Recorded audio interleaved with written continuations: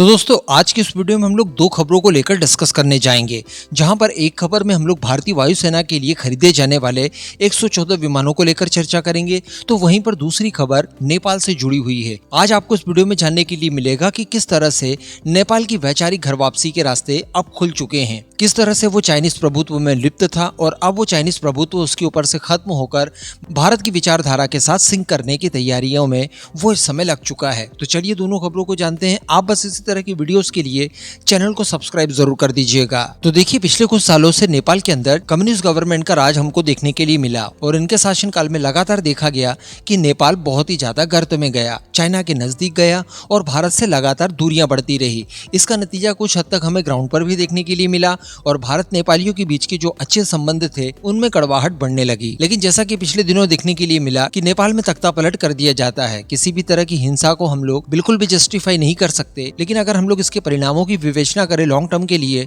तो ये भारत और नेपाल दोनों के लिए सुखद है, क्योंकि इस समय अंतरिम गवर्नमेंट वहां पर गठित हो चुकी है और सुशीला कार्की जी वहां की अंतरिम प्राइम मिनिस्टर बन चुकी है, जिनका झुकाव भारत की ओर हम सभी लोगों को आसानी से देखने के लिए मिल जाता है। अब बताया जा रहा है कि वो प्राइम मिनिस्टर बनने के बाद अपने पहले विजिट पर भारत आ रही हैं। हम सभी जानते हैं कि वो एक प्राउड हिंदू दिखाई देती हैं। भारत का ठीक ठाक इन्फ्लुएंस उनके ऊपर है। अपनी पुरानी परंपराओं को आगे लेकर वो चलना चाहती है। साथ ही भारत के प्राइम मिनिस्टर मोदी जी के साथ भी वो अच्छे संबंध बनाकर रखना चाहती है। उनके प्राइम मिनिस्टर बनने से पहले उनके विचार जो जानने के लिए हमें मिले प्राइम मिनिस्टर मोदी के लिए स्पेशली, उनके आधार पर यह कहा जा सकता है कि आने वाले समय में जो नेपाल की पॉलिसीज होंगी वो काफी ज्यादा सूटेबल होंगी भारत के लिए। इसका फायदा उन्हें भी देखने के लिए मिलेगा कि भारत अपने द्वारा कराए जाने वाले विकास कार्यों को और तेज कर देगा।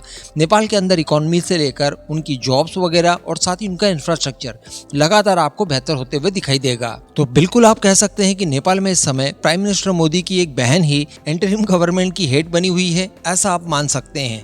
अब अगली खबर की बात की जाए तो इसमें बताया जा रहा है कि फ्रांस के द्वारा भारत को रफाल F4.1 की पेशकश की गई है। यानी जैसा कि पिछले वीडियोस में हम लोगों ने डिस्कस किया कि भारतीय वायुसेना ने मिनिस्ट्री ऑफ डिफेंस के सामने 114 विदेशी विमानों की खरीद को लेकर प्रस्ताव दिया और यहाँ पर उन्होंने अपनी इच्छा प्रकट करते हुए रफाल का नाम सजेस्ट किया। तो बताया जा रहा है कि ये वही संस्करण होगा, यानी F4.1 संस्करण, जो कि इन्होंने यूएई को दिया है। आप इस समय अपनी स्क्रीन पर उसका फोटो देख पा रहे हैं। ये वो पहला रफाल है जो कि यूएई को डिलीवर्ड किया गया। ये भारत के रफाल विमानों की तुलना में थोड़े ज्यादा एडवांस है। भारत के F3R वेरिएंट है और ये F4.1 इलेक्ट्रॉनिक वॉरफेयर को और भी ज्यादा फ्लेक्सिबल बनाया गया है, जिसके लिए एआई का इस्तेमाल किया गया है, जो कि आपके पायलट को काफी ज्यादा मदद करता है, जिससे कि आपकी परफॉर्मेंस और ज्यादा बेहतर होती है। इसके अलावा बताया जा रहा है कि इसमें ज्यादा लॉन्ग रेंज वाली एयर टू एयर मिसाइलें शामिल की जाएंगी और साथ ही जो एयर टू ग्राउंड म्यूनिशंस होंगे उनमें भी आपको काफी ज्यादा विस्तृत रेंज देखने के लिए मिलेगी। इसके अलावा बताया जा रहा है कि इस ड्रिल को काफी फास्ट ट्रैक मोड में कंडक्ट करने की तैयारी इस समय भारतीय वायुसेना कर रही है और अगले फाइनेंशियल ईयर के खत्म होने से पहले तक इस डील को साइन किया जा सकता है। इसके पीछे एक कारण ये भी है कि इनके पुनर्मूल्यांकन की आवश्यकता नहीं है। ऑलरेडी हम लोग रफाल विमानों का इस्तेमाल कर रहे हैं, ऑपरेशन सिंदूर में इनका इस्तेमाल भी किया गया, तो इनकी कैपेबिलिटीज के बारे में हम लोग भली भांति जानते हैं। साथ ही इनसे ज्यादा एडवांस वेरिएंट अगर हमें देखने के लिए मिलेगा तो निश्चित तौर पर यह हमारी क्षमताओं को और भी ज्यादा उन्नत करने में सहयोगी होगा। साथ ही वो जो सारी शर्तें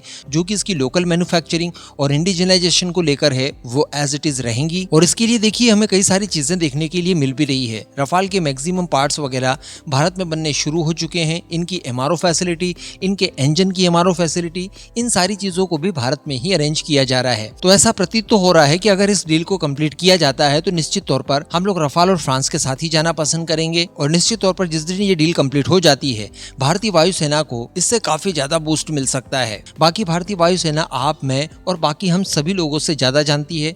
उन्हें अपनी रिक्वायरमेंट के बारे में पता है, जो सही होगा वो वही करवाना चाहेंगे। इस पूरे मुद्दे पर अब आपका क्या मानना है नीचे कमेंट करके जरूर बताइएगा।